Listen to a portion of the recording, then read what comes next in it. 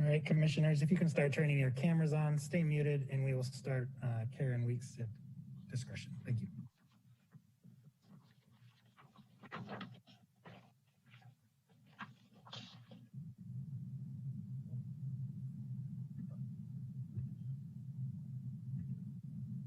Okay, it's 4 o'clock. Mr. Host, are we ready to go? Yes, Chair Weeks, staff is ready when you are. Thank you so much. I'd like to call to order the meeting of February 25th, 2021 of the Santa Rosa Planning Commission. And I'd like to state that due to the provisions of the Governor's Executive Orders N-25-20 and N-29-20, which suspend certain requirements of the Brown Act and the order of the health officer of the County of Sonoma to shelter in place to minimize the spread of COVID-19, the Planning Commissioners will be conducting today's meeting in a virtual setting using Zoom webinar. Commissioners and staff are participating from remote locations and are practicing appropriate social distancing. Members of the public may view and listen to the meeting as noted on the city's website and as noted on the agenda for the commission meeting. Members of the public wishing to speak during item 4 public comment or during our public hearing items will be able to do so by raising their hand and will be given the ability to address the commission. And then if we could have, I would like briefly to introduce our new planning commissioner, Jeffrey Holton, who further on in the agenda will say a few words to us. Welcome. And if the recording secretary could please call roll. Let the record reflect that all commissioners are present.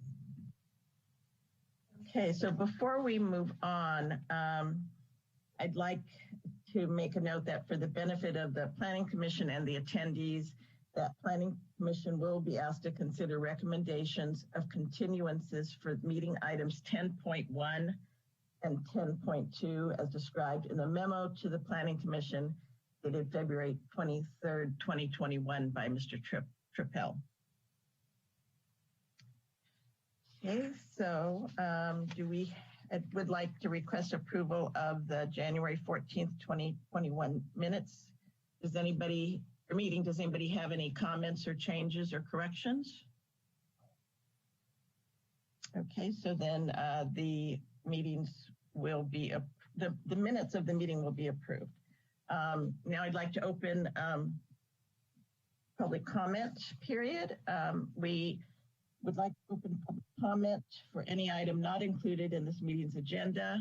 If you wish to make a comment via Zoom, please select the raised hand button. If you are dialing in via telephone, please dial *9 to raise your hand. Each speaker will have 3 minutes and a countdown timer will appear for the convenience of the speaker and the viewers. Please make sure to unmute yourself when you're invited to do so, and your microphone will be muted at the end of that countdown. Mr. Host, can you share the countdown screen and announce if we have any speakers? Thanks, Chair Weeks. At this time, no one is raising their hand. Thank you. So now I'd like to, so that closes that public comment period. What I'd like to do now is under Planning Commissioner's report is I'll start off, if I can, just to acknowledge Chair Cisco's departure. As you all know, she was not reappointed to the commission, but wanted to assure my fellow commissioners that at a future meeting, we will be acknowledging her 19 years of service on the commission. And I'd like to now introduce our new Planning Commissioner, Mr. Holton, if you want to say a few words. Hello all. I'm really proud to be serving the city of Santa Rosa in this capacity, and I'm going to do my best to do this job with diligence, dignity, and most importantly, integrity. Thank you, Mr. Holton. And if you need anything, we're all here to help you. Thank you. Thank you. I really appreciate the support I've received from you, Chair Weeks, and in addition, from everyone else as well. Thank you. I'm going to go on to a few more public comments since I have the floor. What I'd like to do is just remind everybody about the ethics training that I believe you received an email from the city clerk's office, as well as your Form 700s that are due soon. I also wanted to mention that Commissioner Carter will be remaining on the Waterways Advisory Committee. Commissioner Collier will take on the role as chair of the subdivision committee, and that I will be making appointments to the cannabis subcommittee at a later date. Now we have vice chair election. So since I was appointed as chair, that leaves open the seat of the vice chair. So, and please staff, if I'm not doing this right, just jump in and tell me. What I'd like to do now is call for nominations for the vice chair position. Anybody want to nominate somebody? Commissioner Collier? I would like to nominate Commissioner Peterson for the vice chair position. Is there a second?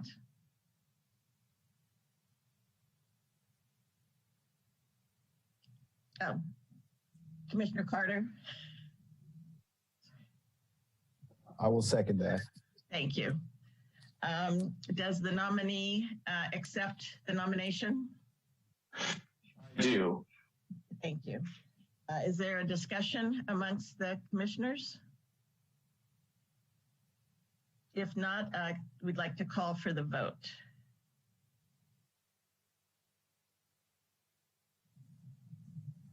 Can we do a roll call vote, please? Yes, please, a roll call vote. Thank you, Chair Weeks. In this virtual environment, it does take a moment since we're Okay, sorry. No worries. Thank you. Give me 1 second.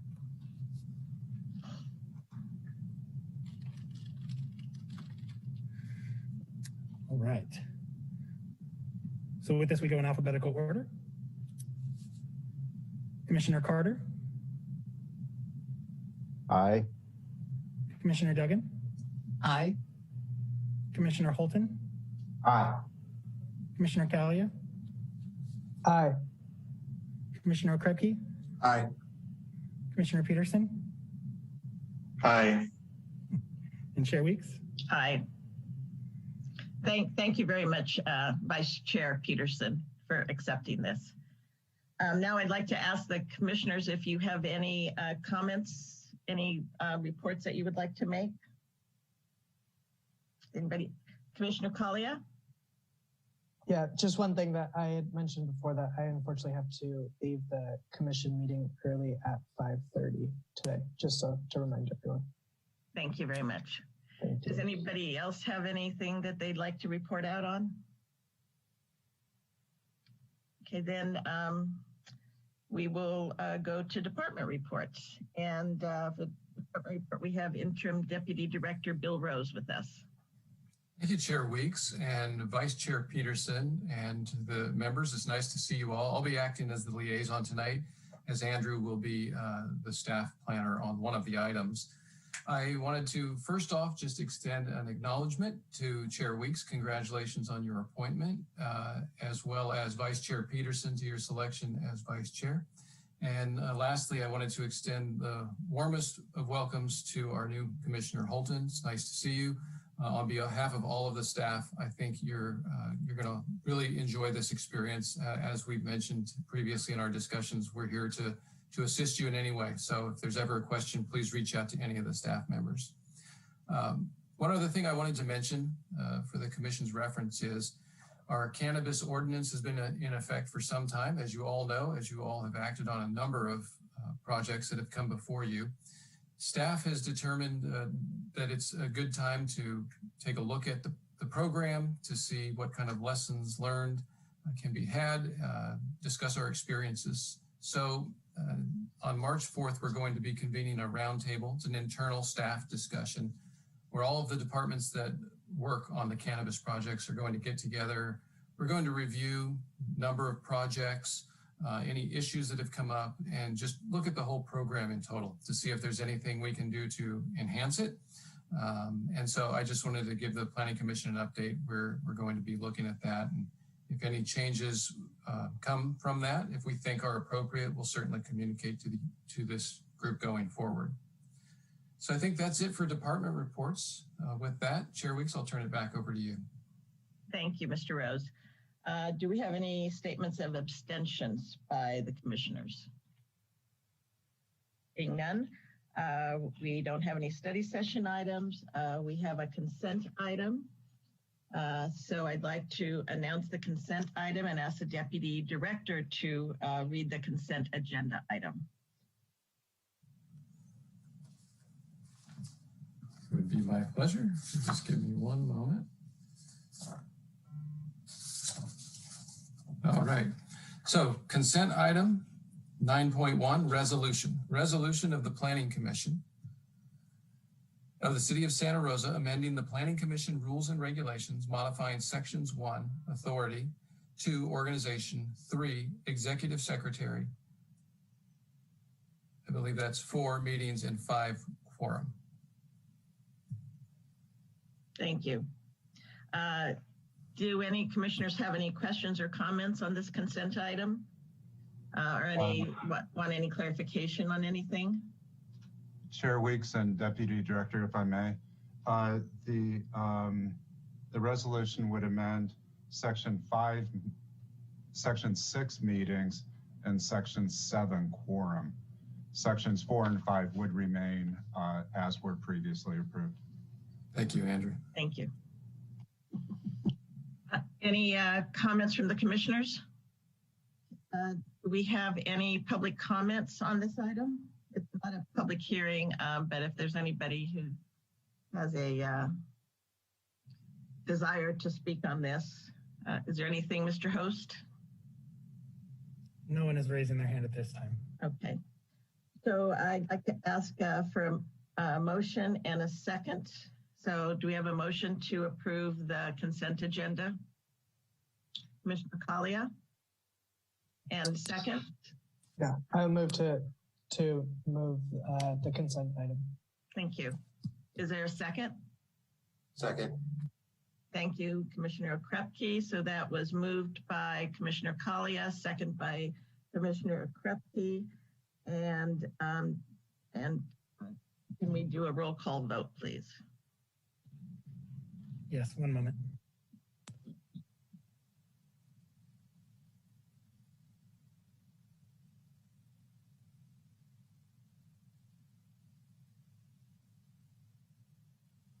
Commissioner Carter? Aye. Commissioner Duggan? Aye. Commissioner Holden?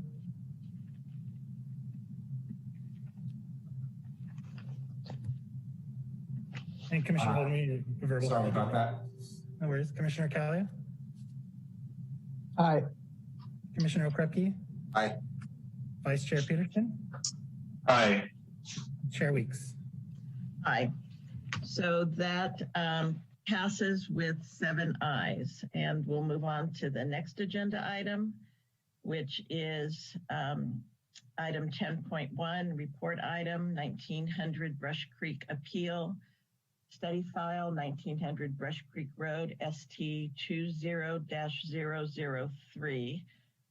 This is an we need to declare our ex parte disclosure. So if we could, Commissioner, I'll do alphabetical too if I can. Commissioner Carter, do you have anything to disclose? I did visit the site and I have nothing further to disclose. Thank you. Commissioner Duggan? I visited the site, and I am also acquainted with the attorney who wrote the letter on behalf of the property owners. She's a spin instructor at the YMCA where I work out. I only found out her last name last week when I inquired, and we have no financial connections. Thank you. Commissioner Holton? I have nothing to disclose. I visited the site. Thank you. Commissioner Kalia? I visited the site and have nothing further to disclose. Commissioner Krepke? I have nothing to disclose. And Vice Chair Peterson? I visited the site and I have nothing further to disclose. And I also visited the site and spoke to the property owner's representative this morning, but nothing further to disclose. I'd like to recognize staff now who submitted a memo regarding this item. I believe it was yesterday. And so, Supervising Planner, would you like to go ahead? Sure, great. Thank you, Chair Weeks, and good afternoon, Planning Commissioners. At this point in the presentation, staff asks that Planning Commission consider a recommendation to continue this item to a date certain of March 11, 2021, which would be the first regularly scheduled Planning Commission meeting in March. The reason for this recommendation is that communication from the appellant indicates that she is not able to be present for this meeting today. This recommendation for continuance was described in a memo to Planning Commission dated February 23rd, 2021. Communications from the property owner / applicant and the appellant have been provided to Planning Commission as late correspondence. Staff also wishes to inform Planning Commission that the property owner, appellant, and representative is participating in today's meeting and has requested the opportunity to speak to the Commission. The Planning Commission has full discretion in responding to this request. Thank you. Thank you. So let's see, unless there's an objection, I would like to provide the property owner with 3 minutes to address the commission. Is there any objection by any commissioner on this? Okay, so can you, Mr. Maloney, can you unmute or give the the property owner speaking privileges? Yes, if they can please raise their hand. We have about 50 people in our participants list. Oh, okay, sorry. That's okay. Mr. Maloney, we would ask that you unmute Tony Cabrera, as well as Danny Lisho and Amber Lisho, if you can identify them as participants. All right, Tony Cabrera. If the others can please raise their hand as well. It's our only really easy way to find people.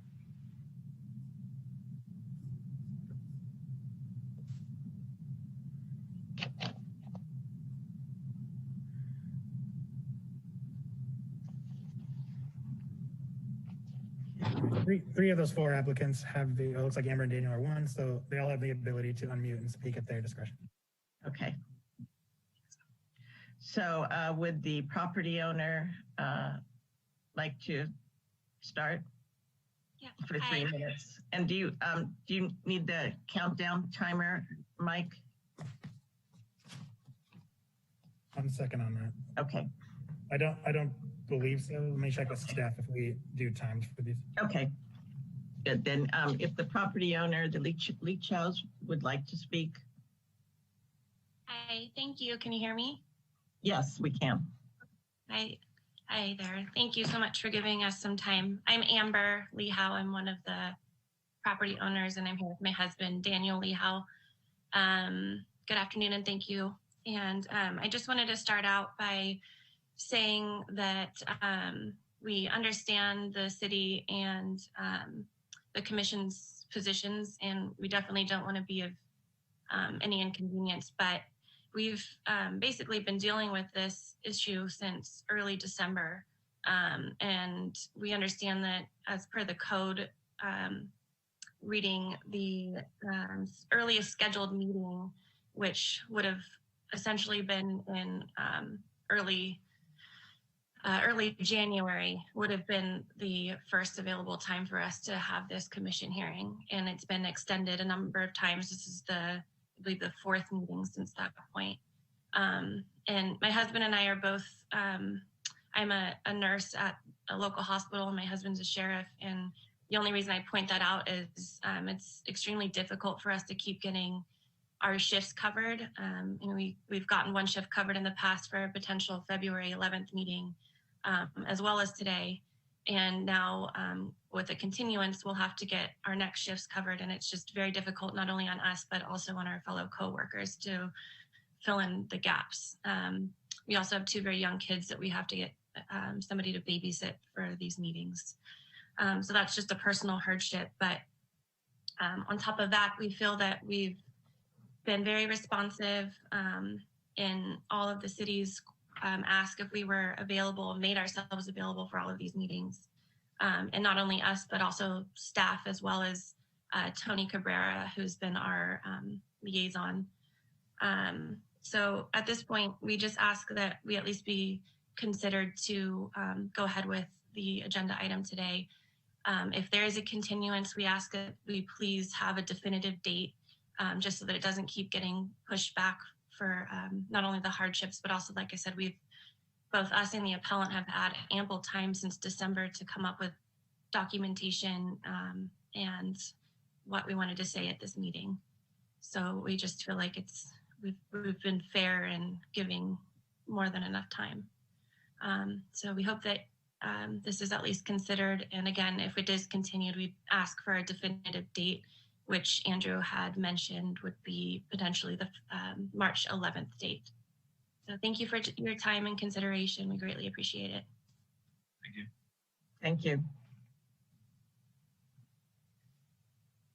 I noticed there is one other person with their hand raised. I'm not sure if I could get some direction from staff about that. Sure, Chair Weeks. I think the proposal is to allow 3 minutes for the applicant and members from their team to speak. So if there's somebody else from their team that would like to speak, their representative, they can do so at this point. Okay. Is there anybody else from? And it was 3 minutes total. That was okay. what the proposal was. So I think we had about 20 seconds left. So. Okay.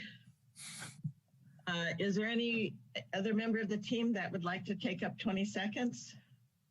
Yes, Chair Weeks, I would like to speak if I can.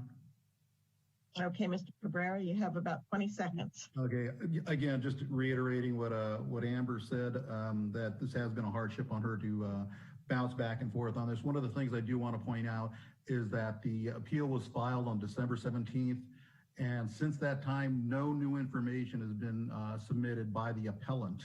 What we would request is that the information that is contained in the staff report today be the information that the commission reviews, and that no new information be submitted from today. Thank you. Okay, I'll bring it back to the commission. Do you have any questions of staff regarding this item? And Chair Weeks, we would recommend that you also offer the same 3 minutes to the appellant and the appellant's team. I'm sorry, I didn't know that they were here. If they're present. If the appellant is present, could you please raise your hand and you would have 3 minutes to speak.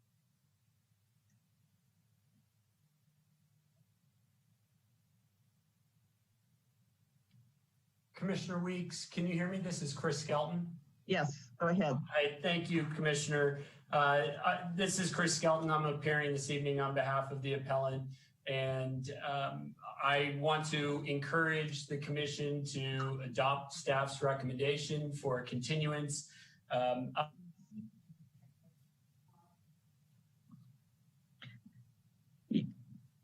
think we just lost you.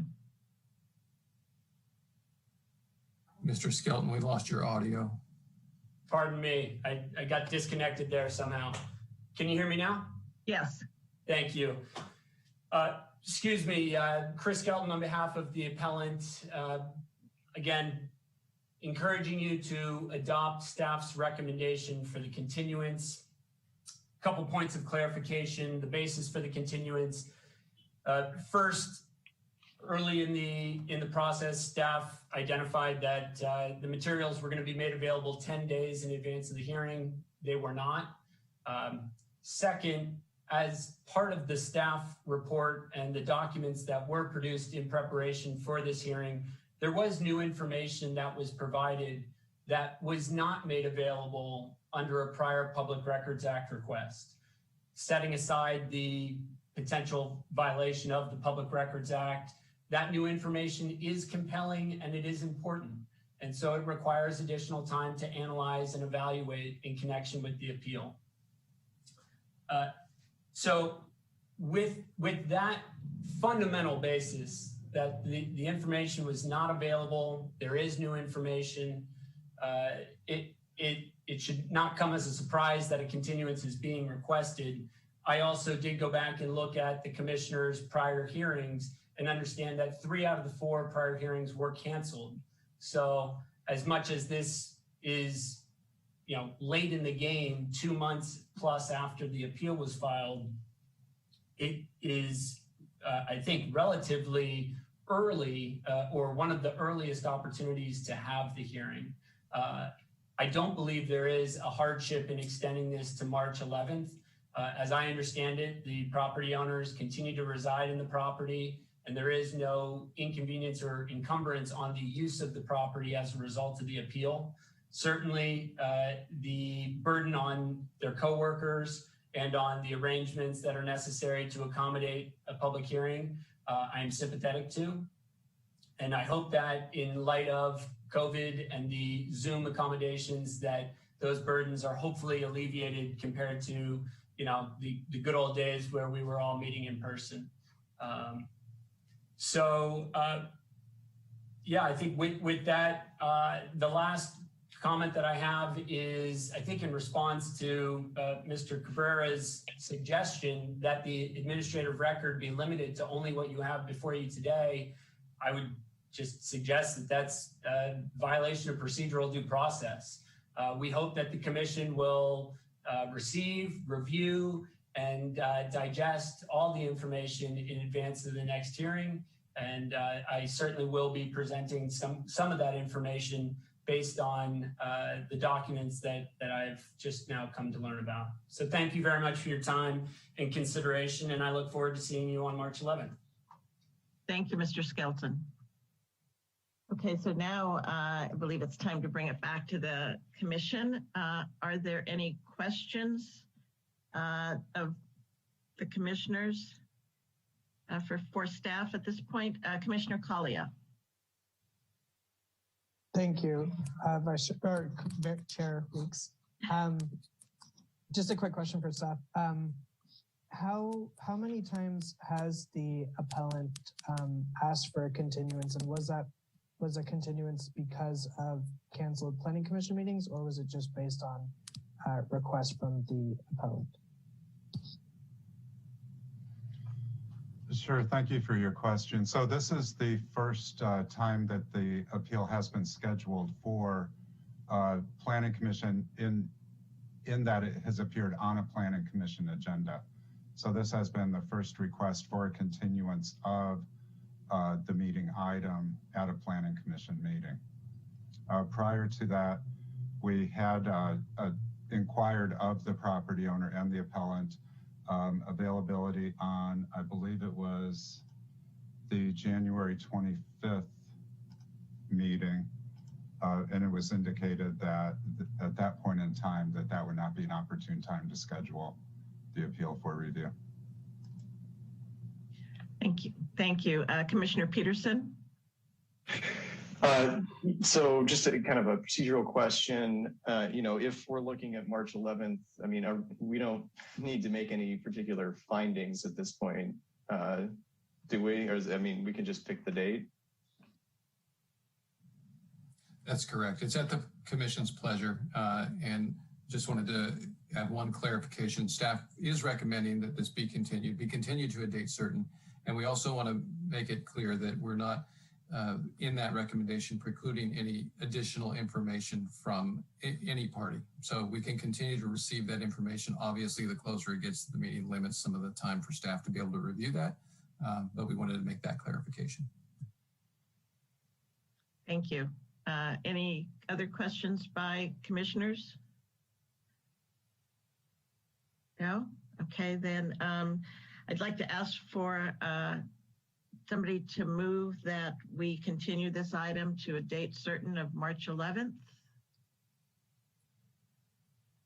I'd like to grant the request for a continuance. Okay, so that was moved by Commissioner Holton. Is there a second?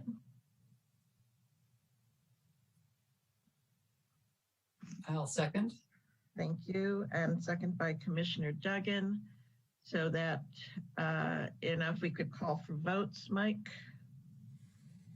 Commissioner Carter? Aye. Commissioner Duggan, Aye. Commissioner Holton, Aye. Commissioner Kalia, Aye. Commissioner Okrepke, Aye. Vice Chair Peterson, Aye. Chair Weeks. Aye. So that passed with 7 ayes, and we will see this back on the 11th of March. So now the next item is 10.2, public hearing, conditional use permit, Alternatives East, 2300 Bethards Drive, Suite A, city file number PRJ19-047.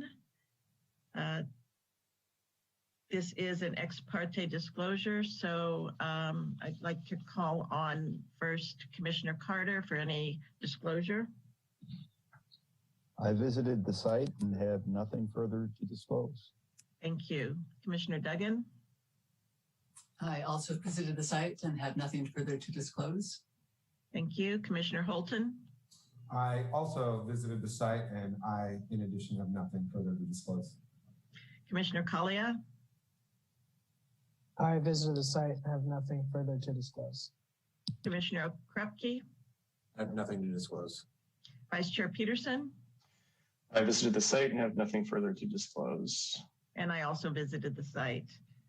And once again, I'd like to call on staff to talk about the memo that was recommending that this item be continued. So, Sure. Director Rose?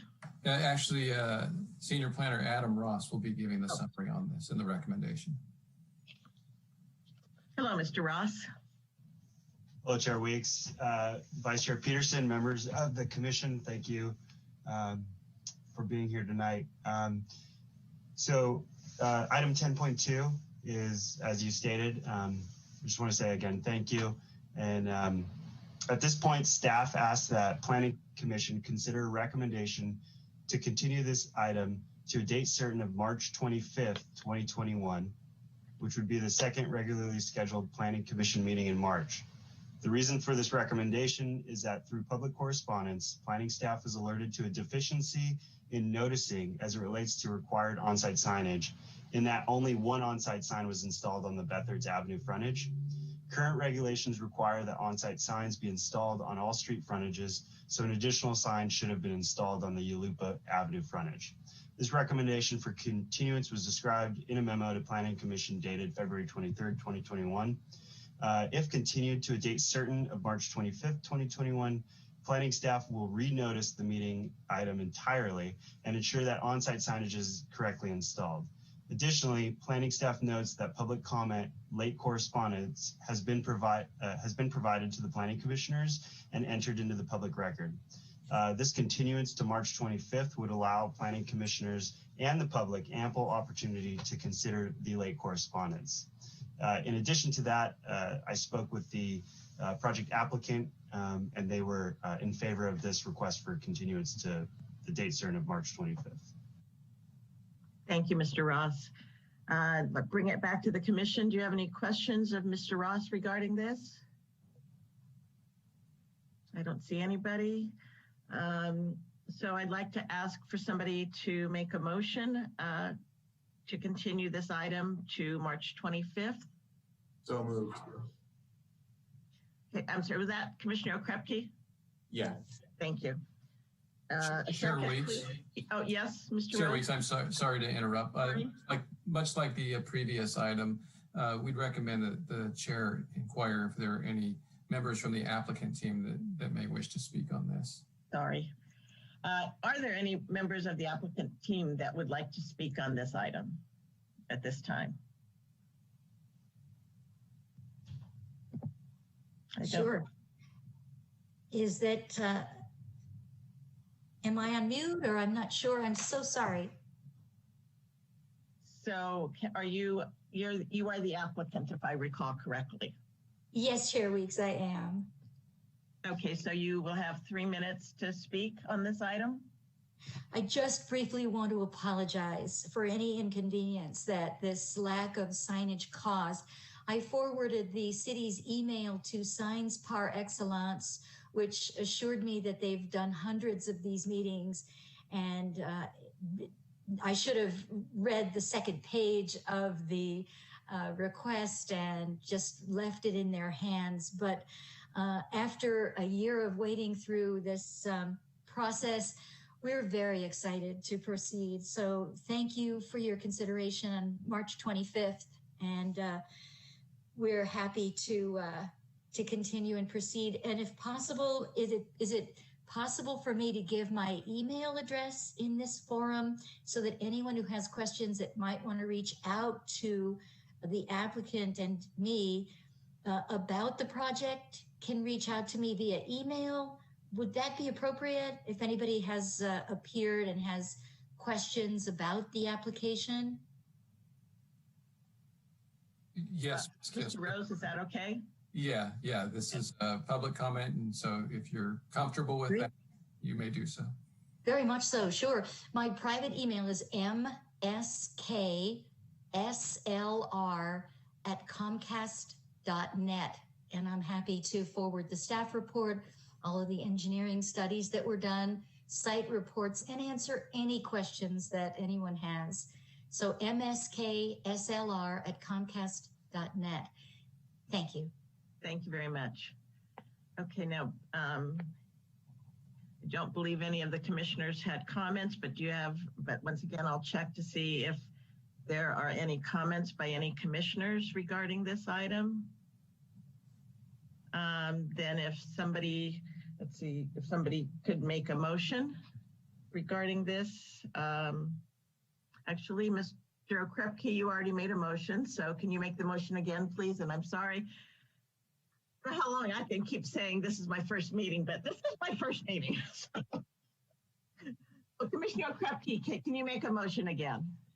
I'll make a motion to approve the continuance to a date certain of March 25th. 5th. Thank you. Is there a second? I'll second. Oh, Commissioner Carter. Commissioner Carter. He's second. On it. Okay, so that was moved by Commissioner Kripke, seconded by Commissioner Carter. Mr. Maloney, would you call roll, please? Or would you take the vote rather, not call roll? Sorry. Thank you, Chair Weeks. I think you're doing great. Commissioner Carter? Aye. Commissioner Duggan? Aye. Commissioner Holton? Aye. Commissioner Kalia? Aye. Commissioner Okrepke? Aye. Vice Chair Peterson? Aye. Chair Weeks? Aye. So that passed with 7 ayes, and it is continued to a date certain of March 25th. Then we'll move on to item 10.3, which is also a public hearing for Manifest Venture Conditional Use Permit 2489 Guerneville Road, CUP number 20-008. And this is also an ex parte disclosure item. So we'll start with Commissioner Carter. Yeah, I visited the site and have nothing further to disclose. Thank you. Commissioner Duggan? I visited the site and exchanged emails with the applicant's attorney and have nothing further to disclose. Thank you. Commissioner Holton? I visited the site and I have nothing further to disclose. Commissioner Kalia? I also visited the site and have nothing further to disclose. Commissioner Krepke? I visited the site and have nothing to disclose. Thank you. Vice Chair Peterson? I also visited the site and I had a relatively brief phone conversation with the applicant and their representative today. I did not gain any new non-public information in that phone conversation. Thank you. And I also visited the site and had a conversation with the applicant and the applicant's attorney and have nothing further to disclose. So for this item, we have Ms. Chumians, if you'd like to start us off. Thank you, Chair Weeks and members of the Planning Commission. Kristen A. Tumian, Senior Planner, here to present a project called Manifest Venture at 2489 Guerneville Road. This is a Manifest Venture is a project that proposes to operate a cannabis retail facility with delivery within a 1,554 square foot tenant space of an existing 2,754 square foot building. The proposed hours of operation are from 9 a.m. to 9 p.m. 7 days per week. The applicant does propose delivery service, and the applicant does not propose any on-site consumption of cannabis. I want to give you a brief project history. The application was submitted February 26, 2020. On July 29, 2020, planning staff held a virtual neighborhood meeting to discuss the proposed project. There were several neighbors that participated in the meeting and voiced concerns in opposition to a cannabis retail facility proposed near the residential neighborhood to the east, as well as Pioneer High School to the north of the project site.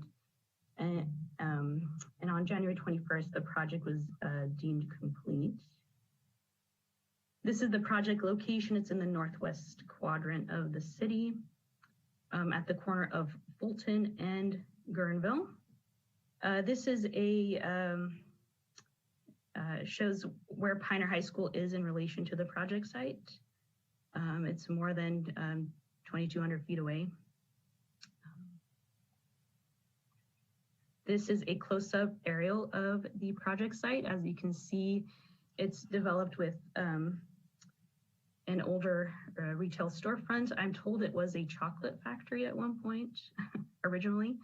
Now it's been, it has 2 tenant spaces, one for massage services, and the applicant proposes to take up the vacant portion of the building.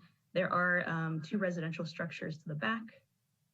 They have their own parking allocated for their use, and the retail has its own parking. This is the general plan and zoning designation for the subject property and the surrounding neighborhood. As you can see, it's zoned CN for neighborhood commercial, and the general plan is retail and business services. Here is a site plan and floor plan of the project. As you can see, they propose to take up slightly more than half of the retail building for cannabis retail sales. The parking lot is existing. The applicant is proposing some ADA upgrades to the parking facility and some sprucing up of the exterior of the building, which includes paint and other materials. This is the parking requirements for the commercial portion of the property. So the retail and delivery of cannabis at 1,554 square feet at 1 space per 250 would require 7 spaces. The adjacent tenant space would require 5 for personal services. And that would require a total of 12, and they're overparked at 25 parking spaces. This is the project location, as you can see at the corner of Guerneville and Fulton. The applicant proposes to occupy the tenant space closest to the corner. And planning staff wanted to draw your attention to some late correspondence that was submitted late this afternoon. There were 3 separate emails, 2 in support and 1 from Lawrence Evangelinos, and he expressed concern about the proximity of the dispensary to Pioneer High School and the influence that might have for children on the walking path to school, and general concern about safety and crime. And staff wanted to go back and discuss the issues that were brought up via email and at the neighborhood meeting in regards to the proximity to Pioneer High School. And the project, where it's proposed, it meets the physical distancing requirements from schools. As stated, Pioneer High School is approximately 2,200 feet north of the project parcel. The proposed security and odor control measures will prevent any nuisance issues as far as odor and crime. And the proposed commercial retail tenant space is located as far as physically possible from any residential uses. It's all the way to the corner of Fulton and Guerneville Road. In addition, it's located in a heavily trafficked commercial corridor. The applicant has prepared a PowerPoint as well, and staff is available for any questions or comments. Thank you, Ms. Tumians. I think I'd like to hear from the applicant, unless the commissioners have any questions that they'd like to ask staff right now. If not, we could hear from the applicant and then come back to staff. Nodding heads, okay? Okay. So, Commissioner Holton. Yeah, I'd just like to ask if you could elaborate on parking upgrades. You mentioned that they would be doing some parking upgrades, and I just wanted to see if you could elaborate on that. Yes, the applicant can elaborate more completely, but they would be required to bring the parking lot up to ADA standards for wheelchair access. So it would include striping and perhaps grading to meet those standards. Great, thank you. Okay, so the applicant, I see that we have Mr. Rivera and Ms. Mercer Ingram. So, Hello? Yes, I'm not sure who's going to do the presentation. This is Julie Mercer Ingram, and I'm going to go ahead and lead the presentation, okay. And then Mr. Rivera will be able to speak briefly at the end. Okay. So first of all, I just want to thank all the commissioners for taking the time to review the application and drive by the property. It sounds like everyone had an opportunity to do that. And we also want to thank the commissioners that made time to speak with us. And finally, we just want to thank staff, particularly Ms. Tumian, for her effort. It's just been a really interesting year and challenges all around. So we appreciate everyone's diligence on this project. So the first slide is just a quick rendering of the project, which I'll get into a little bit more in enhancements. So can we please forward to the next slide? Great. So as was mentioned in the staff report, this is a pretty heavily commercial area with some residential to the right-hand corner of the mapping that's on the presentation slide. I just wanted to present this as sort of a visual of what kind of businesses are in this commercial corridor. It's largely restaurants, retail, some services like banks, and a lot of food. So in general, we're excited to be in a neighborhood that's so commercial because it is really compatible with the proposed use. As mentioned, we are well over 600 feet from either a school or an existing dispensary per the ordinance requirements.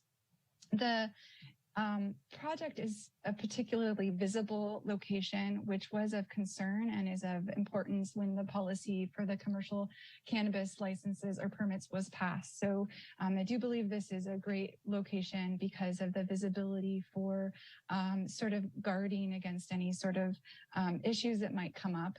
It's also conveniently located, as I mentioned, to the commercial businesses.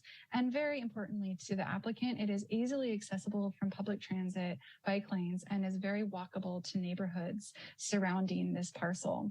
So we have the ability to be able to encourage people to use alternative means besides parking, although there is ample parking on site. During COVID, it's been a challenge to work with reaching out to neighbors, but in an effort to communicate with the neighbors, we got the voter records from the Sonoma County voter registrar and staffed and mailed hundreds of letters to neighbors in the direct vicinity of this area.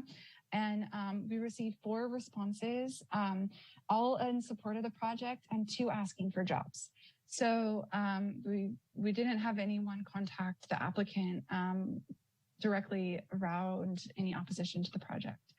The applicant is a first generation Spanish speaking local to the area, and it's really important to him, I'll let him speak to this a bit later, to provide Spanish bilingual services to directly serve the Spanish speaking community in the area. Next slide, please. This is a slightly different slide than it was provided. It was filed as an updated rendering is important here because the applicant had really not wanted to have such vibrant colors. It's really meant to be really highlighting, the idea here is to highlight the underlying vintage charm of the building while modernizing it and improving the visibility for the neighborhood.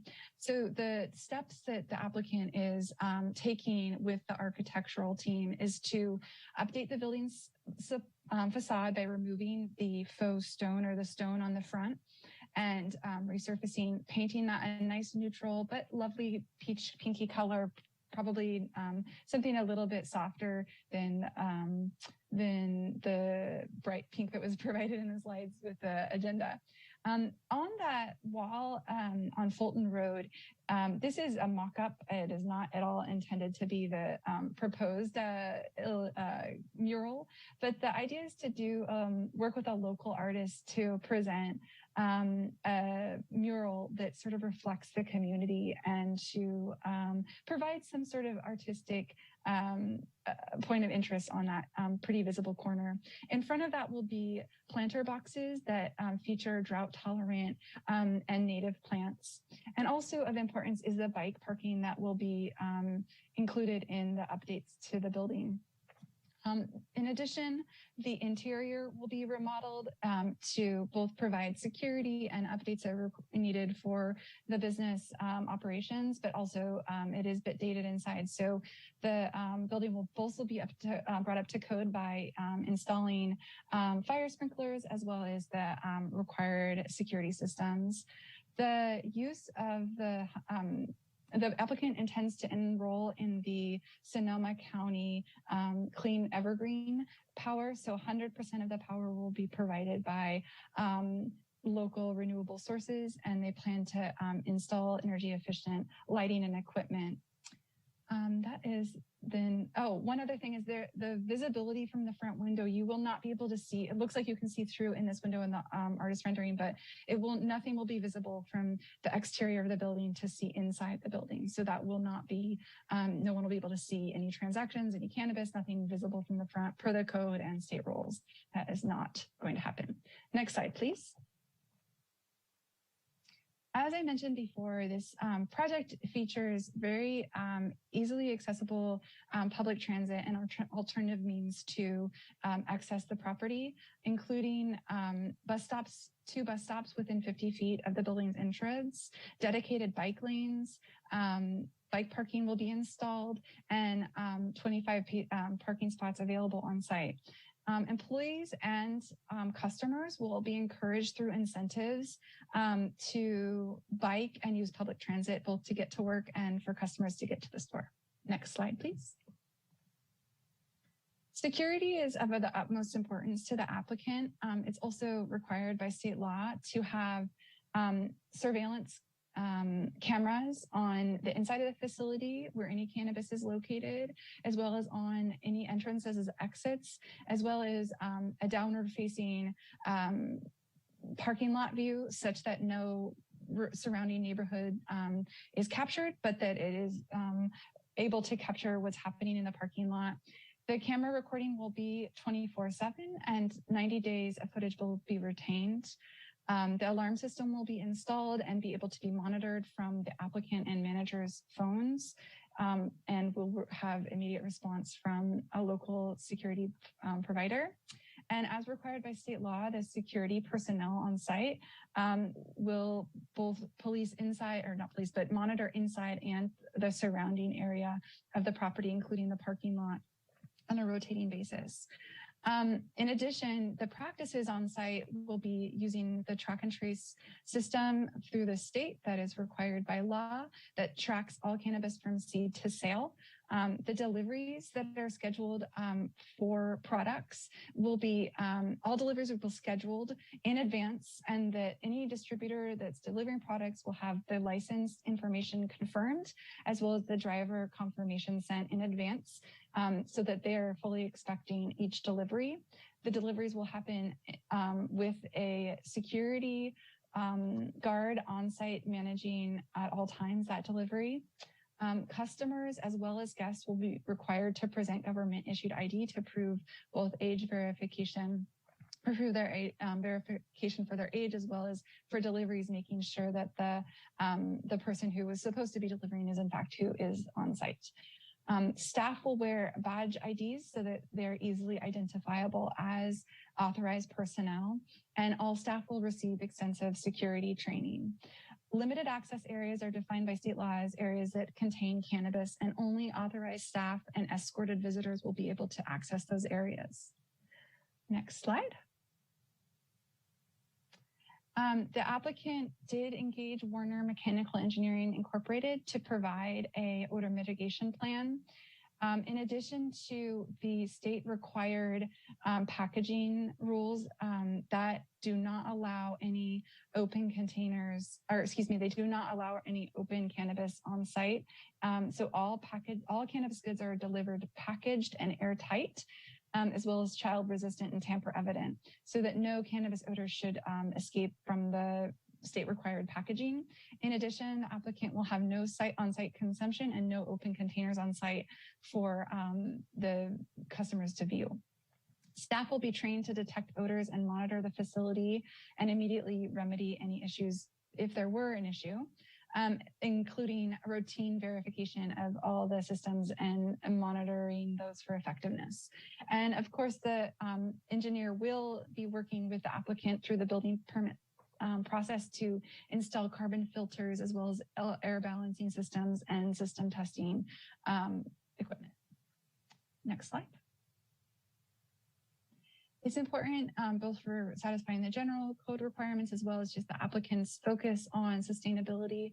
The project, again, as I mentioned, is going to be powered through 100% clean energy, use energy efficient equipment and lighting. Customers will be encouraged to use public transit and alternative means to access the facility. A recycling program will be instituted on site. The applicant is going to seek, or would like to seek, a green business certification from Sonoma County, and then all landscaping installed will be drought tolerant and low water. Next slide.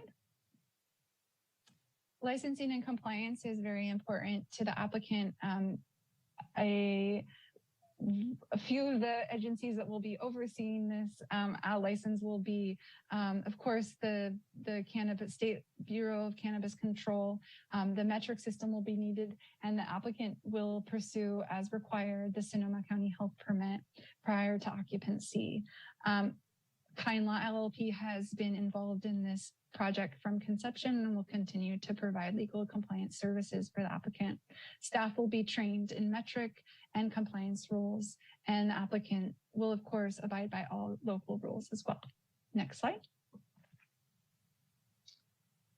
General plan compliance includes support for local supply chain partners. The applicant has state licenses for cultivation as well as distribution, and has worked in the medical collective model prior to licensing availability in the state. So the focus will really be on supporting and working with local supply chain partners, both for the cannabis supplies as well as for other resources such as printing, architecture, construction, and other needs.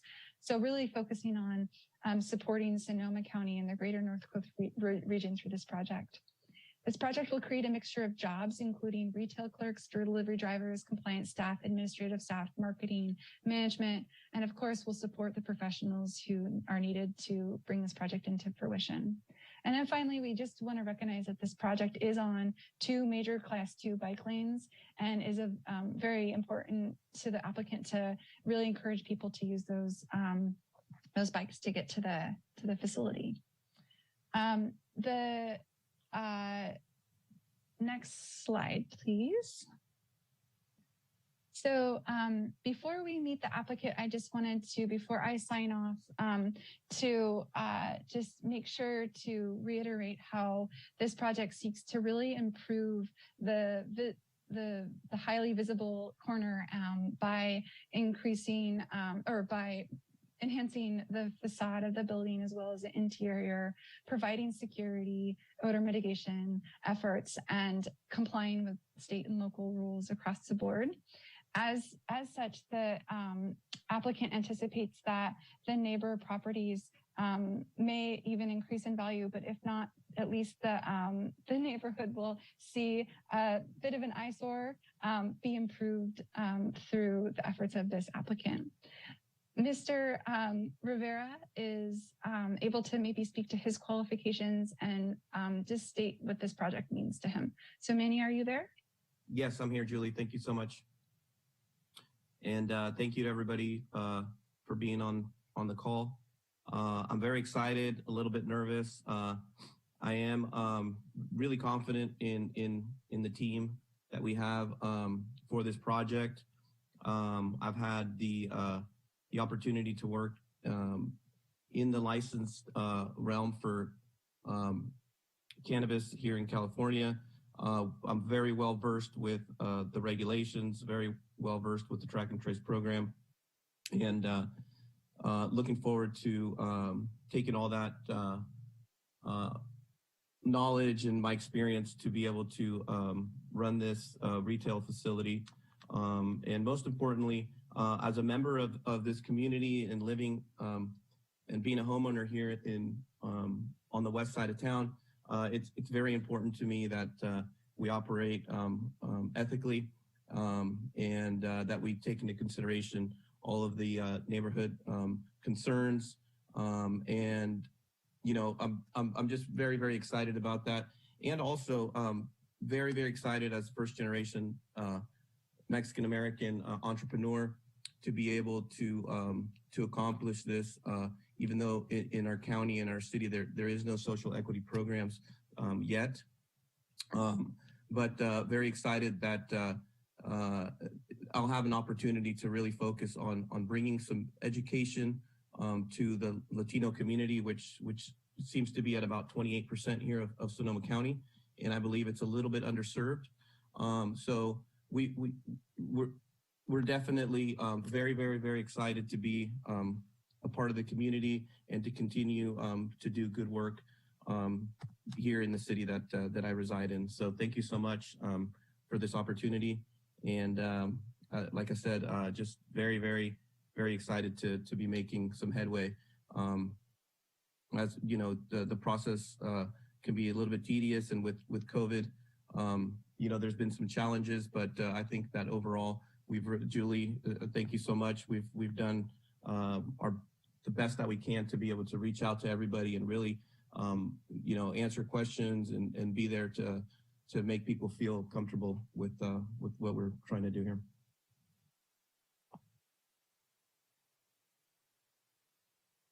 Thank you. Okay, is that it for the applicant presentation? Yes, thank you very much. Thank you. So I'll bring it back to the commission. Do you have any questions of the applicant before we go to the public hearing? Commissioner Krepke? Yeah, as part of your revitalization effort, is any of that going to include the lighted sign out front of the building? At this time, the applicant hasn't proposed a lighted sign, and we would understand that that would need to be approved by the city before installing one. Well, it's already installed. It already exists. I'm asking. Oh, you mean the side? Oh, yeah. So I think, Manny, please correct me if I'm wrong, but that is something you're negotiating with the landlord. Please do speak to that if you can. Yeah, so the sign is actually, the signage is for the neighbor. It's a really old sign. It's not lit. If we were able to do something, obviously we'd like to spruce that up and bring it to code and make it look nice. I'm not sure exactly what the city would allow, but we can maybe look into that. And yeah, it's just something that I need to speak with her about in regards to whether or not she would allow us to the landlord has given us their blessing to be able to, to do whatever it is that we need to do. Any other questions of the applicant before we do the public hearing? Okay, so I would like to open the public hearing on this item.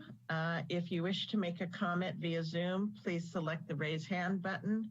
If you are dialing in via telephone, please dial *9 to raise your hand. Each speaker has 3 minutes. Countdown timer will appear for the convenience of the speaker and the viewers. Please make sure to unmute yourself when you're invited to do so, and your microphone will be muted at the end of the countdown time. Mr. Host, do we see any? Yes, Chair Weeks, we have an Ellie. Sorry, the name got hidden right there. 1 second. Okay. Elizabeth? Yes, I'm Elizabeth Cozine. All right, and the timer will start as soon as you start presenting. Okay, you can hear me fine? Yes. Okay. Thank you. All right, yeah, my name's Elizabeth Cozine, and I've lived just a few blocks from this intersection. I'm on Moonlight Way off of Peterson Lane for more than 32 years. And I've run a home-based preschool here for 30 of those years. And I just don't think this is the proper and appropriate location for another dispensary. With regards to the high school, just right up the street, I've seen the kids after school. They are flooding down Fulton Road. They come all the way down because they're heading down into the Copperfield neighborhood down by College, and so the kids are at that intersection all the time. They're all down there. They're heading into the Rayleighs and over to all the little fast food and stuff that's on the opposite corner. The other thing that's really disturbing to me about it is that the landlord rents the other half of this building to a really questionable massage parlor. And the signs that you mentioned, they definitely had, as only recently was taken down, the sign highlighting that it had late night deep tissue massage. And the only people going into that business are, men who sit in their cars and then head in there. So I just feel like it's a whole seedy situation to have just the pot shop and the massage parlor going on there at the corner. Another thing that's of concern to me is that there's just no community. I don't see the community benefit. This neighborhood is full of working class families. The Northwest just is. It's just that's who's here. These are a lot of homes that are priced for, first time buyers, and there's just families with kids. And it's just unfortunate that on this really important and vital commercial intersection in the Northwest, that we can't really do something better. Let's see. It's also, this is a major entrance into Santa Rosa from the west, and I just feel like we could really do better than this. So I completely object. Thank you. Thank you, Ms. Cozine.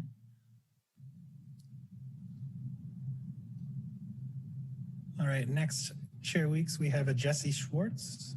Thank you. And once you start speaking, Jesse, you can unmute yourself. Once you start speaking, the timer will start. Cool, thank you. Yeah, I just wanted to say I'm strongly in support of this project. I'm a business owner, grew up in Santa Rosa since I was 5, and I've driven by that section my whole life. It'd be nice to have something that looks pretty on that corner, and I think it's great that it's a gateway to Sonoma County. I think that would be putting our best foot forward in how cannabis can be delivered to the community. And I think the fact that the neighborhood is what it is, it makes it a perfect place for that, because and from my understanding, a lot of people use cannabis, and there's plenty of like drugstores and alcohol stores nearby. And I think there should be like a good quality, well done dispensary there. And I think it would add a lot of value to the area. And I hope, thank you guys for your time. Thank you, Mr. Schwartz. All right, next we have a phone caller with the last 4 digits of 0685.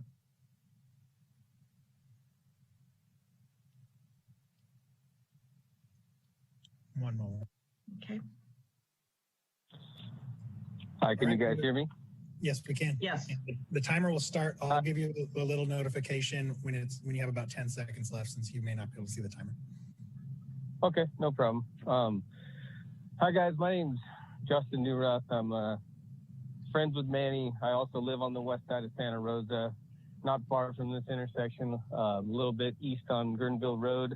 I've been a West County resident for the last decade plus, driven by this intersection thousands of times. Would love to see something new and fresh there. Even with its proximity to the high school, I'm very familiar with how a lot of these groups are putting these new dispensaries together. There's a lot of security. These are first-class buildings. They look really nice on the facade. There's all the security measures in place. It's a highly trafficked intersection. It would be really nice to have something on this side of town where the residents don't have to, after a long day of work, travel back across Santa Rosa in traffic to get the things that they need. I personally have known Manny for over a decade. I've done business with him. I'm the former owner of the Whiskey Tip in Santa Rosa.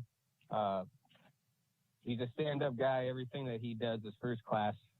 I've followed his journey so far through the legal cannabis with his brand and everything else that he's doing, and I can assure you that this guy does everything top-notch and won't be cutting any corners and wouldn't be doing anything but to benefit not only Santa Rosa, but the community surrounding this dispensary. So 100% support anything that he's trying to do down there. Thanks, guys. Thank you.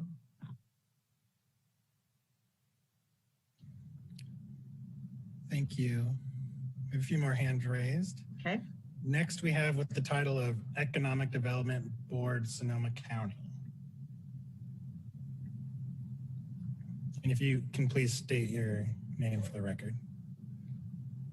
Yes, sorry, I don't know how my Economic Development Board went on there, but my name is Marco Suarez. I'm the past president of the Hispanic Chamber of Commerce, and I do work for the Economic Development Board of the County of Sonoma, but I'm here as just a private citizen. I've known Manny Rivera for about 20 years, and I've known him since back in, we've worked together, done an entrepreneur. He's a great entrepreneur, and is someone that I've seen his journey to get to this point of being able to have a dispensary.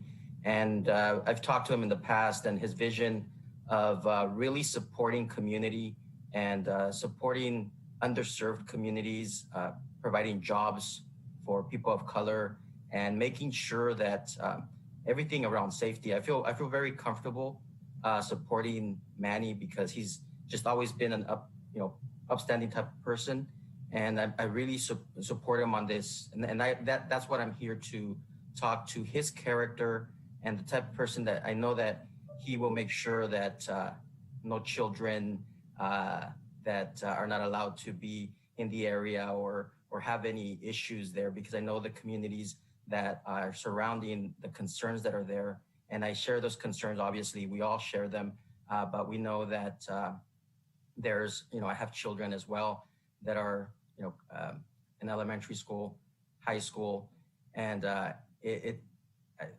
currently children can get drugs at school anywhere, and the dispensaries are the hardest places where you can get any type of cannabis. I mean, if you're not of the legal age, your ID. So I feel very comfortable, especially because Manny is behind this project. So I just wanted to come here and support him, and looking forward to, at the same time, I'm really excited to see more people of color being able to run a dispensary and really represent the community and be advocating for making sure that giving jobs, especially in this industry. So it's a growing industry, and thank you very much. Thank you.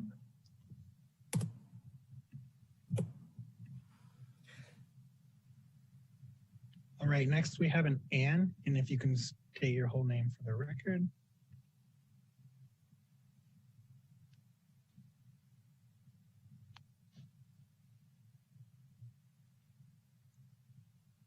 And Ann, you can speak when ready.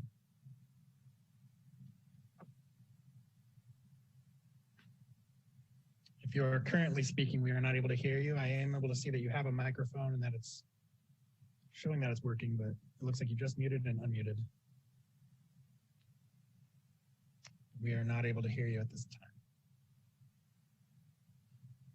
Okay, hang on just one second here. Now we can hear you. Okay, there we go. I apologize. My name is Ann Agri, and I live in the adjacent neighborhood to where the proposed dispensary is going to be located. And my concern is also for Pioneer High School, but I am very close to Peterson Lane Park, and we are often, as me and all of my neighbors are often having to call the police because people come to the park and they sit and they smoke their marijuana. And I'm a parent and a grandparent, and I don't feel safe taking my children to the park or my grandchildren to the park because there is so much of that sort of activity going on, even now without a dispensary in the neighborhood. And I see that a dispensary will just increase this kind of activity. So I do not believe that it is an asset to our neighborhood, and I am strongly opposed to that. So I just wanted to get my voice heard. Thank you. Thank you. Can I get your last name for the record? It's Agri. Thank you. And next we will have R.N. Simpson. Just be one moment.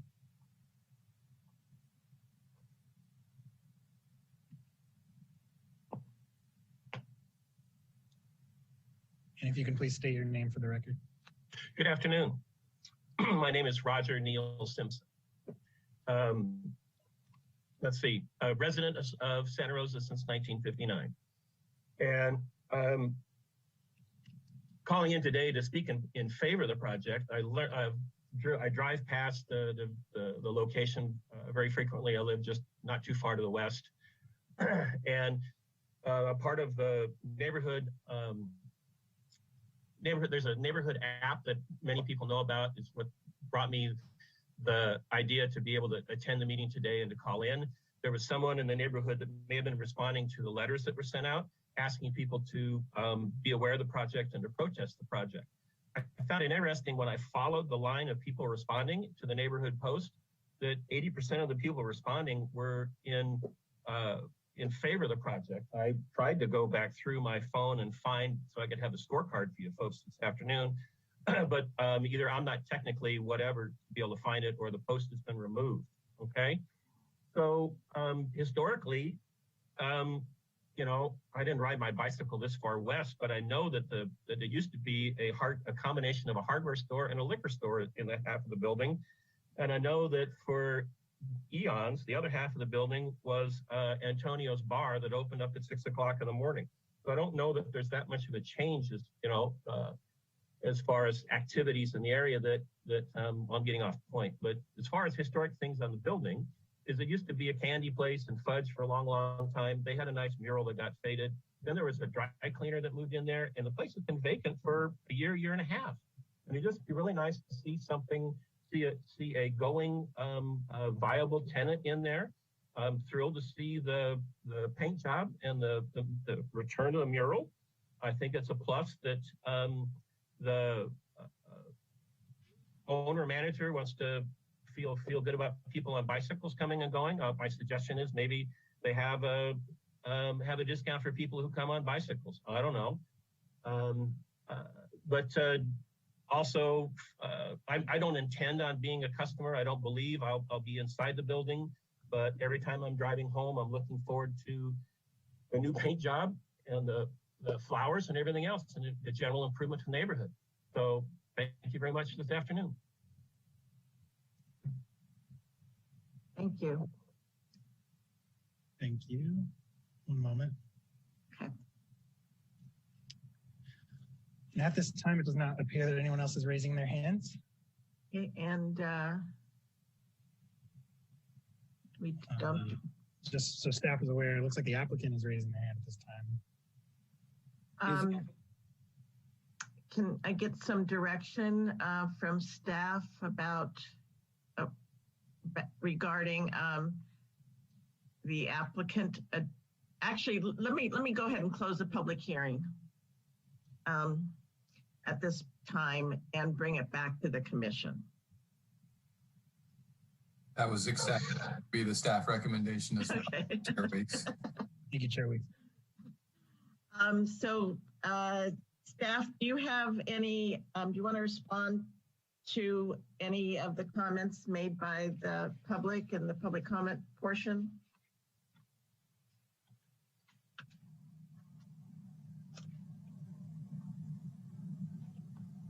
So are you, thank you, Chair Weeks. Is this in regards to proximity to Pioneer High School or? Yes, the proximity to Pioneer High School and Peterson Lane Park. So there, the code does require a 600-foot distance from any K through 12 schools. This project meets that standard. Pioneer High School is more than 2,000 feet away. There is no requirement for any physical distancing of cannabis retail from public parks. However, the city does have a smoking ordinance that applies to both tobacco and cannabis. It's all encompassing. Thank you. And I just want to make sure that I officially close the public hearing. So I'm officially closing the public hearing. Thank you. So bring it back to the commission. Do you have any questions for the applicant or staff at this point in time?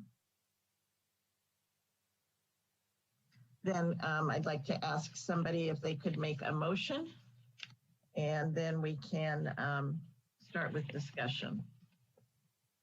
Commissioner Duggan.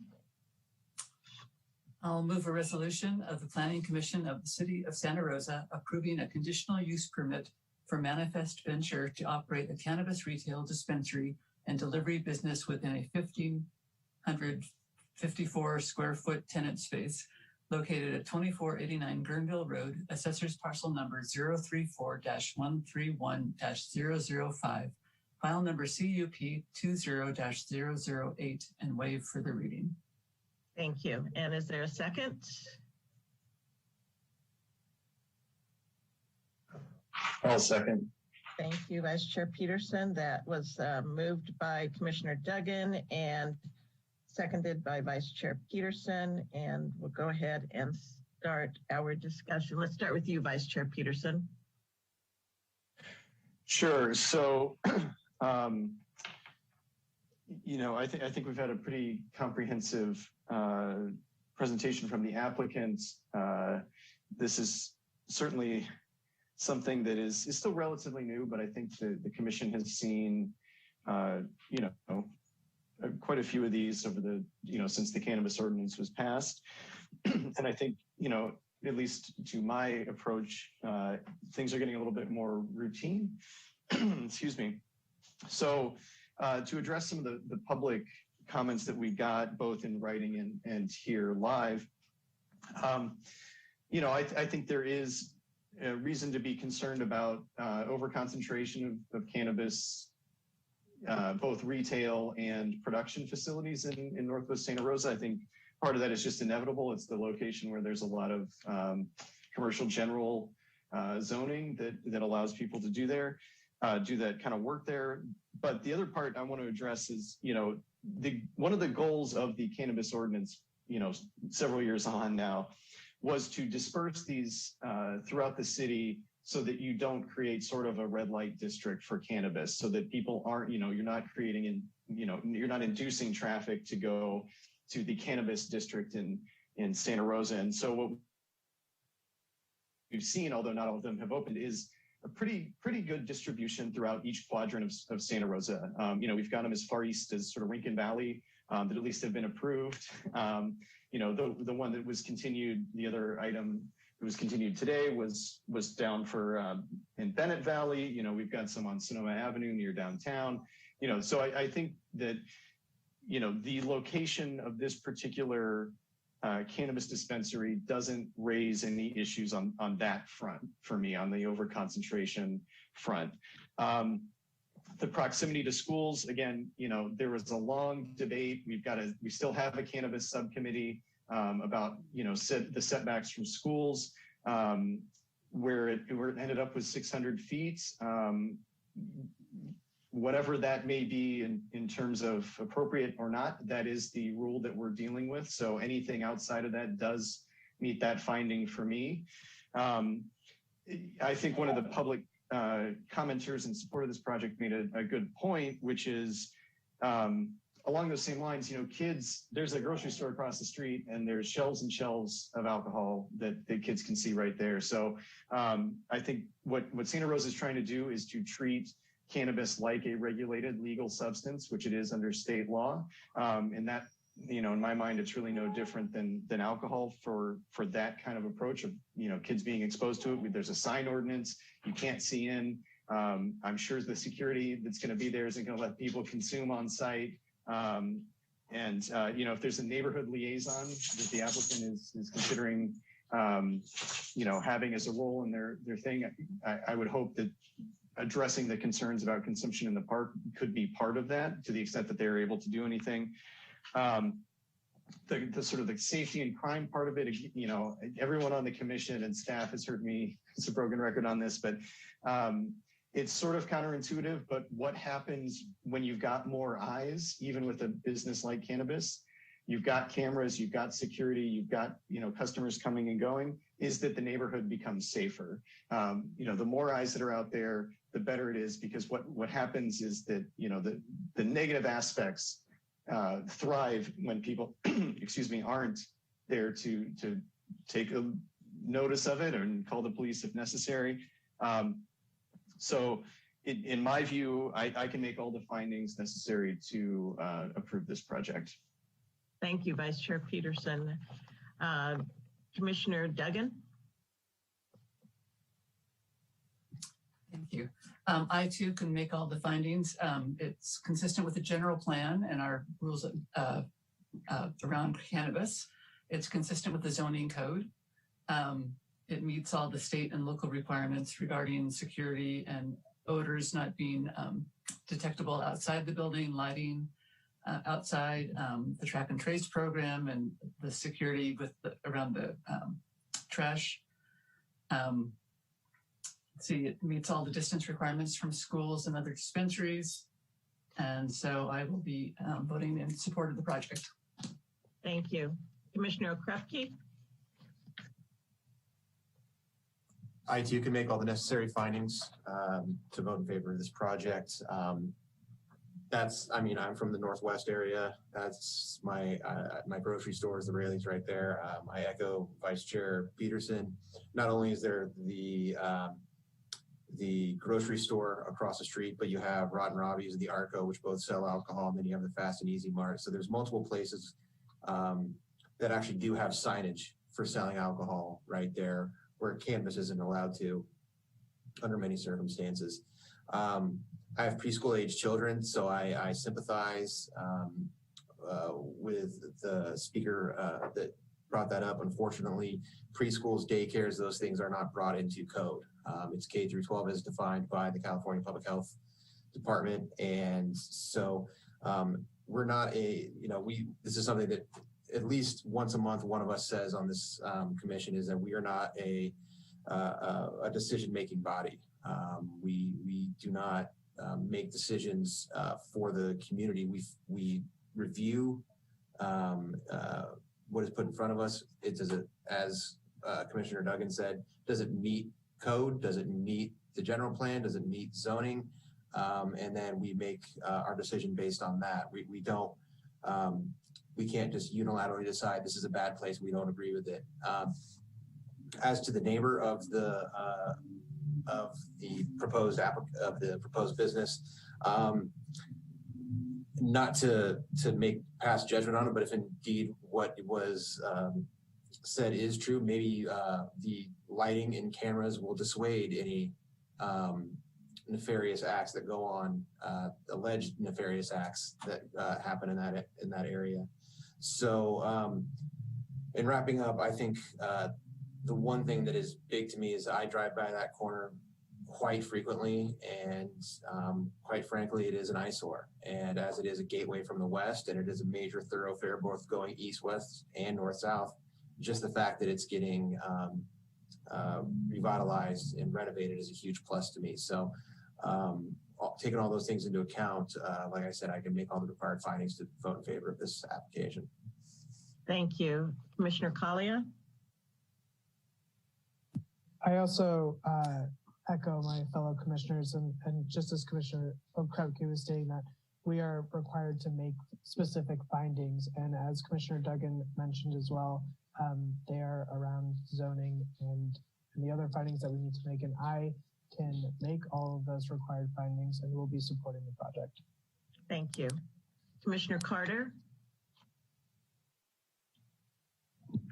Yeah, I believe I can make all the necessary findings to approve this permit. And I just want to add that I believe the applicant's plans for improving the space might have some influence on the rest of the parcel. And you can see some cleaning up of that corner there, and I'm very much looking forward to it.